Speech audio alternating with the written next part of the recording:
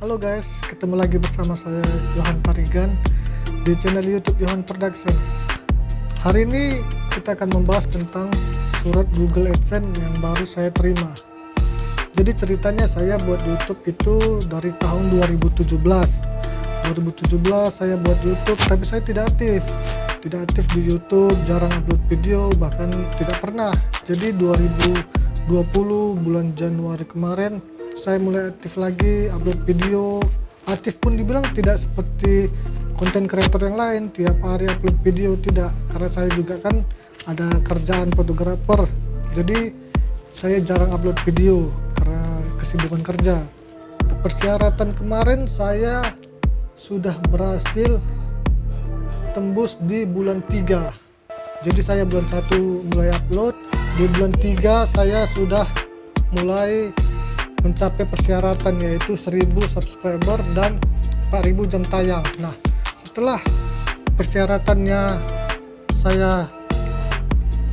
berhasil saya lewati, kemudian saya verifikasi akun saya ke Google AdSense karena sudah dimonetize sama YouTube. Saya verifikasi akun saya ke Google AdSense hari Rabu kemarin, tanggal 1 Juli. Saya ke kantor pos karena saya penasaran, ini surat saya kok tidak nyampe-nyampe, padahal saya sudah meminta kirim ulang PIN, tapi kok tidak nyampe-nyampe, padahal saya sudah meminta kirim ulang PIN, tapi kok tidak nyampe-nyampe.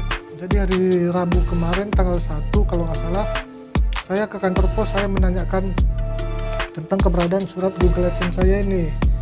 Nah, abang posnya bilang, oke bang, nanti kita cari, karena mana tahu kan keselip di tumpukan-tumpukan mereka. Jadi hari tanggal 1 kemarin saya ke kantor pos, saya minta nomor WA abang itu, dan saya setiap hari menanyakan kabarnya, dan tadi pagi abang itu menelpon bahwasanya surat saya udah ada, dapat, dan dia diantarkannya nanti siang katanya.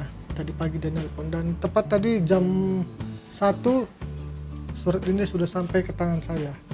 Karena di surat ini dia terdapat PIN ini yang akan kita verifikasi ke Google AdSense kita. Saya juga penasaran nih apa dari isinya, kita buka ya bersama-sama.